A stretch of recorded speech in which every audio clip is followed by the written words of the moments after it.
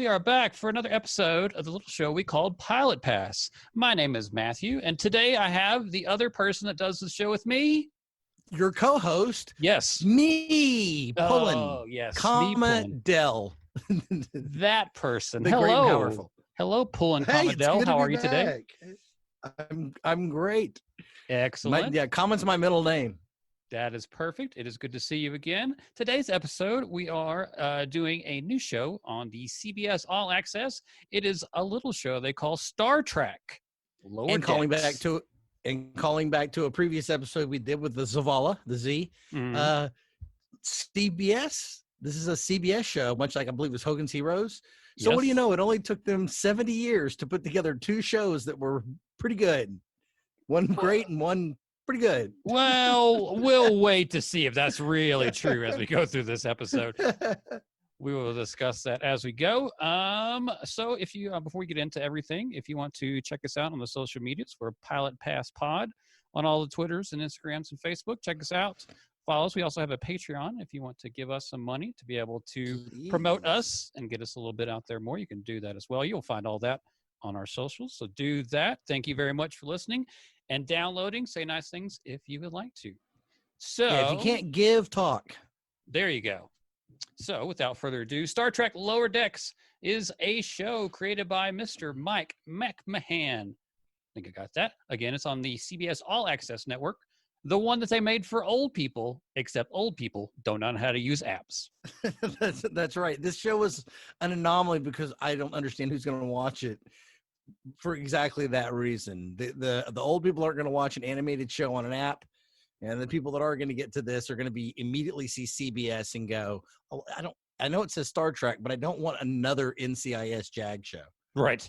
Yeah, I mean, I'm afraid people might have already used their free CBS to watch Twilight Zone, so they may not have it available anymore. Well, that may be the only, okay. I.e. this person. I'll yell about that show later. But Star Trek Lower Decks focuses on the supporting crew serving one of the Starfleet's least important ships in the year 2380, excuse me. So we're in the future. We're doing the Star Treks. We're riding, but they're in the lower decks. They don't get to hang out with the cool stuff. They don't get to be on the flight deck. Nobody gets to sit in the captain's chair. Yeah, which is a premise that has been long overdue. Okay, yes, every time you always deal with the head people, the important people. Of course, there's thousands of people on the ship, if not tens of thousands on these giant ships. So the idea of taking it to the lower decks, that perfect. You could do it as a drama, you could do it as a comedy, but that the premise itself is a good idea that's long, long overdue. That is usually the spot in sci-fi shows that are the highlight is the lower decks people. Like, for example, when they went to Avenue 5 and they went to the fake below deck, but they still had all the consoles there and stuff. That is fantastic. Yeah. All kinds of, I do enjoy that. That's usually the comic relief. So everybody's the comic relief this time. It's a little bit easier to do since it's in cartoon form. This is the first animated show on the CBS All Access, and it's the first, I didn't know this first Star Trek animated show since 1973. Did you know there was that? Not alive. Yes, I did, and I've actually seen it. I've seen a few episodes of that. Not originally when it came out, because I'm obviously super young. I'm just now going to turn 21 coming up.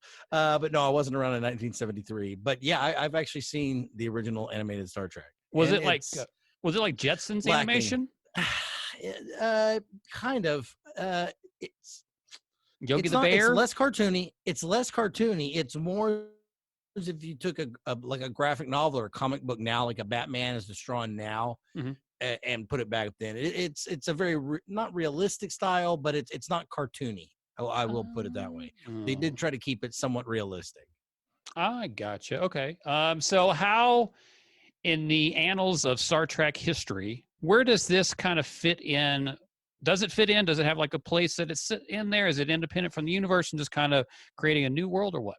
You know what? I will say that first of all, I'm a big fan of the original, the actual Star Trek. I'm a big fan of Next Generation. I grew up on that. My family watched it. I've seen every episode. After that, I really kind of fell off. I never watched Deep Space. I never watched. I'm going to throw it out there because surely there's one named this, like Galactic Quest or something. I don't know. They've got to have them, but there's like 10 of them. I don't know. I would say I would put this as number 3 after the first two, only because I've never seen any of the other Star Treks other than the movies, you know. And this one I was entertained. It had all the folklore of Star Trek. That was kind of interesting. Instead of having to do a parody like Rick and Morty, you know, where you got to create all your own stuff, that this is licensed Star Trek. So they were able to use phasers instead of phasers, you know. Yeah. It's like when you get the rights to work within the actual Star Wars universe, you can say lightsaber as opposed to light beam sword or whatever. So it does have the blessings of the Roddenberrys, and but it feels to me like a Rick and Morty show. I mean, the two main characters just felt like the girl Devana, is that her name? Mhm. And Brad, I think, is the other guy. Immediately, the way she's grabbing him, throwing him around, she's drinking alcohol out of a flask, she's slamming him up against the wall, you know. In the first 3 minutes of the show, I'm like, this is the dynamic of Rick and Morty. That's all this is. And so it just felt like a toned down Rick and Morty for CBS. Boy, I can't wait to talk about that in a minute. But before we do, let's go back a little bit. Let's start. I want to stick with Star Trek for a minute. Okay. I want to talk about where your love for that, or at least the few parts of it that you've seen. Do you remember the first time that you saw it or experienced it, or it came into your radar? Yeah, I was a kid, and it was one of the first times I ever had a TV in my room, and it was a black and white TV. So I don't know if I think all even the original episodes. What's were all that, in young color. kid? You had a black and white. Yeah, I know. It had knobs where you had to flick the UHF and VHF channels that go clunk, clunk, clunk, clunk, clunk, clunk. Sure. And the one I remember seeing for sure, and I know I'd seen a few episodes before this, but it's the one where there's a creature with suckers on its fingers, and it would put the suckers on somebody's head, and it would suck their life force out of them. And it terrified me, and I ran into my mother's room at like 1 a.m., and so she let me stay up all night. Nice. Because I could not go to bed. And so that's the first one I definitely absolutely remember, was the finger sucker episode. But it would come on at the same time every night. It was like, you know, I Love Lucy, whatever. There was a regular routine, and that was just in my routine for whatever I would watch that night. I was just going to say, we were not a Star Trek household in my household at all. But the first time that I did get to see it was at Corey Ando's 11th birthday party. We watched Star Trek, I believe the 5th one. I don't shout recall. out to the Andos. Yeah, shout out to the Andos. I don't recall the actual which movie we watched, but it was like 1 o'clock in the morning, and he was like, "Hey guys, let's watch Star Trek." And we were 11, and Star Trek was not my thing, but I was like, "Yeah, sure, okay." And I watched it, and you know what? I did not fall in love. I didn't at all. No. It's hit or miss. It's very dry by today's standards, even by like the 90s and 2000s standard. It's very dry. My family, we grew up on Star Trek Generations because that was one of my stepmother's favorite shows, and my mother loved watching it as well. And so no matter which household I was at, I can't remember what night of the week it was on, that was an hour of television where we all sat down and watched it. And it had much more modern plots. It was much more philosophical. And they talked about ethics a lot in the show. And I also remember the one about where Data becomes Sherlock Holmes. So that was great. I remember that one. And I think I always end up liking Generations better than the original Star Trek. But it's just probably because I was introduced to it at the right time, you know. It was been with you since your childhood. So we've done that. Yes. One thing, going back to the Andos. What's funny is the first time you saw Star Trek was with him.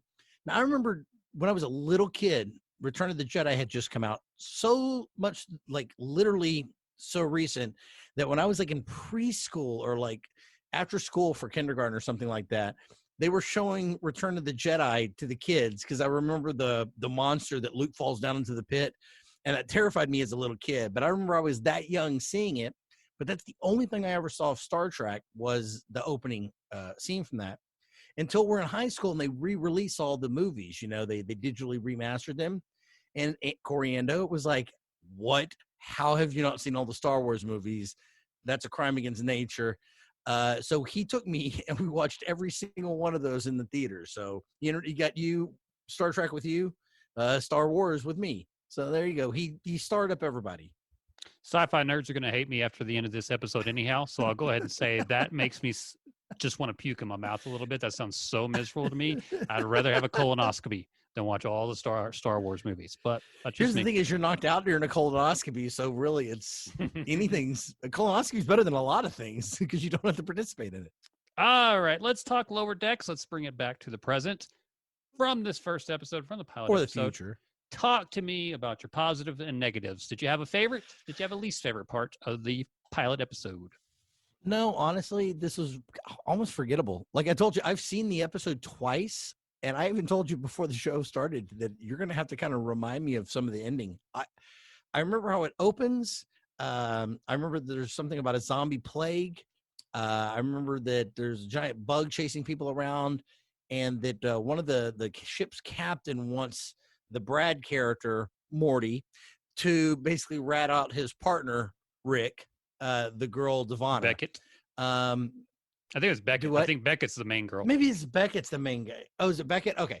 Oh, right. Devonna's the new one that arrives. She's our introduction into the show. That's right. So we're with her. She's our surrogate. Well, see, there you go. That's how much I couldn't. None of the character names stuck with me. The only guy I can really remember is the guy that looks like Joel McHale animated, who is the guy that brings the virus back to the ship. Sure. And it was just, again, it was just not memorable. Honestly, I can barely remember anything about the plot, having seen it twice. I can't even remember the ending, except that he decides not to turn his partner in. Something is one of the characters her mother? Is the ship's captain? Yes. The girl's mother? Yes. Okay, see, that I couldn't even remember if that was true or not. So ultimately, I would say as pilots go, I got the premise. I certainly got the premise. But then, to be fair, the title also totally explained the premise. Yeah, that's true. So I don't even know that I needed to watch the episode once I saw the title card. Nothing about it was memorable. It just wasn't.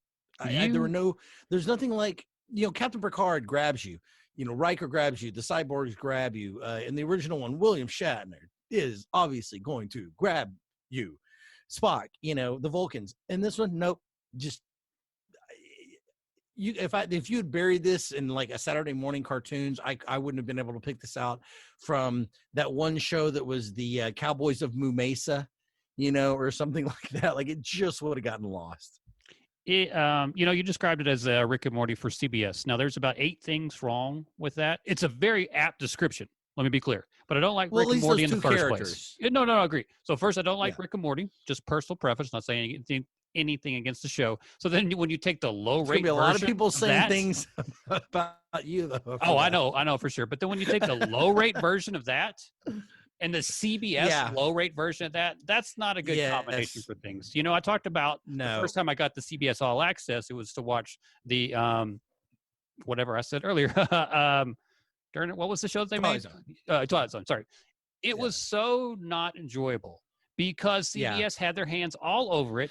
And it was like it was made for the people that watch Blue Bloods, and I can't take it anymore. It was made for people that watch CBS, and CBS is not.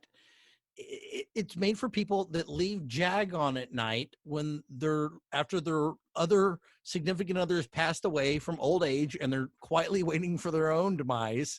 In a few years. What show is that going to be for you? Meals on Wheels truck comes. Is that going to be Perry Mason for you? No, it'll probably be The Office, or somewhere like Parks and Rec, because they got lots of them. But CBS is just obviously not our generation at all. It's that terrible show Jag. So many, I can't think. I really cannot rack. I can't think of a good CBS show after Hogan's Heroes, just off the top of my head. I really can't. And I'm curious, like, who's the target audience for this? Who do you see as a target for this? I think it is CBS trying to go for the younger crowd. Again, they're looking at something like Rick and Morty, which is killing it, whether you like it or not. A lot of people love that show. And they thought, okay, it's something popular. We can do a toned down version. We're CBS, but we're wanting to release this new app. It's a younger generation. A lot of people, I still watch most of my TV on my TV, or my computer. But a lot of people, I didn't realize, watch maybe 80% of their TV on their phones. Mm-hmm. I didn't realize how prevalent that was. Especially like my daughter. She watches everything short of the Dance Revolution videos, or the ones that teach her how to do it. Yeah. She watches on her phone with her earplugs in.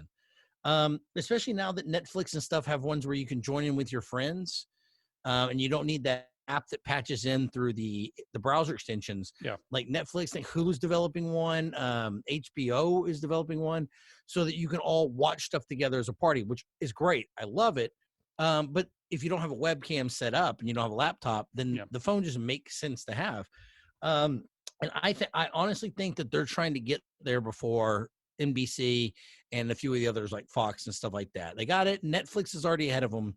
But I think they see if it was a network, if we can get there and have younger programming, we relaunch, Outer Limits, and we have this cool new way that people can watch it on their phone. I honestly think that they're trying to rebrand right now for a younger generation because, again, their generation or their audience is literally dying off for the people that watch, CBS, and they have to do something. They know it, or they're dead in the water.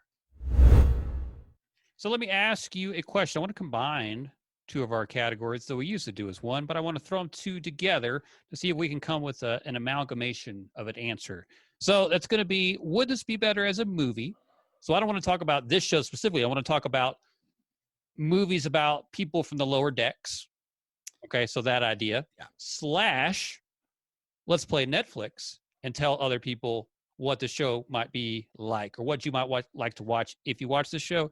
Good or bad. So if you can roll those two things together, great. If you want to keep them separate, you can keep them separated. I honestly think this might be one of the few shows that would work better as a movie because at least right now it's not memorable enough that anything's holding together. If I spent an hour and a half with these characters and there was one really, really strong story about why I should care about the lower deck people, because they have no stakes. That's kind of the whole point of the lower decks is when you're in the captain's chair, the whole ship could get blown up. You're in charge of all these other people's lives. You're in charge of negotiating peace treaties. So the stakes are raised. That's why you care.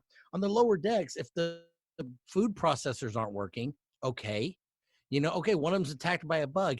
Yeah, but again, they're just an ensign. So if they die, it doesn't affect really anything, even in the show. So I think you would have to have, I think honestly, you have to spend more time with these characters. And I'll be honest, I don't think maybe a comedy is the right way to go. If you want to show it, show the drama, like almost like Downton Abbey. That's, you're watching The Servants, because that's pretty much kind of what this Downton Abbey is you're watching the higher up people, but you're really seeing how the lower, downstairs servants areas work as well, how those two groups interact. Well, then this might be better as a drama, honestly. An hour, and maybe it would work better as a serialized drama, or maybe it would work better as a comedic movie. But as a comedic series, it totally doesn't for me.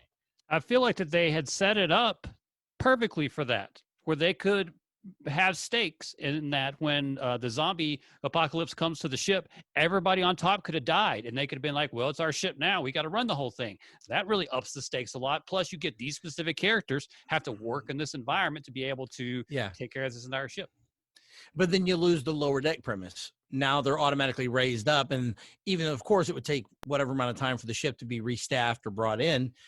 Until that time, you lose lower deck. Now, maybe at the end of the season, they do that. So season 2 is, hey, we got to get the ship back, and we have to learn how to step up and act like officers and do the proper things without that training and expertise. And or maybe that would have been, I you know what? That's a good storyline, and I like that a lot. I just think it ruins the premise for the first season or the first series run. But by series 2, once you've established what the lower deck is, who the people are, and the unbelievably low stakes, then you jack them up at the end of the first season. I liked it. Okay. So let's be the Netflix. Let's tell people what they would watch whether they like this or not like this. Do you have some ideas to give to the people? I mean, obviously, if you like this, you like the humor, then you're probably going to like Rick and Morty, only in the sense that is the character dynamic only between the two main characters. I will say that it's not everything else, but they clearly base the two main characters on that. What I'm hoping is that these two don't stay the main character, that they move around to different characters on the lower deck, and each one of them gets episodes, so it's more of an ensemble. That would at least make me a little more interested, because I got these two. Show me what else is going on the ship. So besides Rick and Morty, I mean, obviously all the Star Trek, everything else Star Trek, just so you're just in the universe. Downton Abbey, because again, if you're like seeing the lower levels, things going on, something like 30 Rock, you're seeing behind the scenes of how a show is made. If what you're going for is showing not the most exciting dramatized part that you would see on any other show, you're wanting to see the back of the house. Those kind of shows, I'd look for shows where they're showing you how something works or the grunt work of it. Avenue 5 would be a good one because they mix the two. They show you the higher ups, but then how they're not really higher ups, and they show you how they're lower. But see, Avenue 5 did it so much better. I guess those would be my first go-tos. What about you? If I think of anything else, I'll let you know. But what are you thinking? I want to make some more enemies right now. So let me go ahead and say that this main character reminded me of Holden Caulfield from Catcher in the Rye. And I loathe that more than anything in this whole wide world. So if you get any inspiration from Catcher in the Rye, we can't be friends. I'm just going to tell you right now. That is a deal breaker. I will say this. I think when I read Catcher in the Rye, and I can't stand that book, but I think you're supposed to hate Holden. I mean, or at least from what I've read in other critiques, you're supposed to see him as this obnoxious, self-absorbed, young teenage bastard that hasn't grown up yet. So if you're reading him as an adult, if you're reading him at 14, you're like, cool, he's a badass. You're reading him as any kind of grown adult at all, even like from 16 and up, you're supposed to be like, what a dickhead. Like, what an obnoxious little show. Sure. But the problem is that the Ivy League people that read it, Ivy League people that read it believe that he is a good person and believes that they like what he does, and that's the biggest problem. Yeah, and I think it's Steinbeck, right? Yeah. Is that Steinbeck? Okay. Nah. I think he even, or is it Salinger? Salinger, there you go. Yes. It is. Do people know things? Let's ask them. Okay.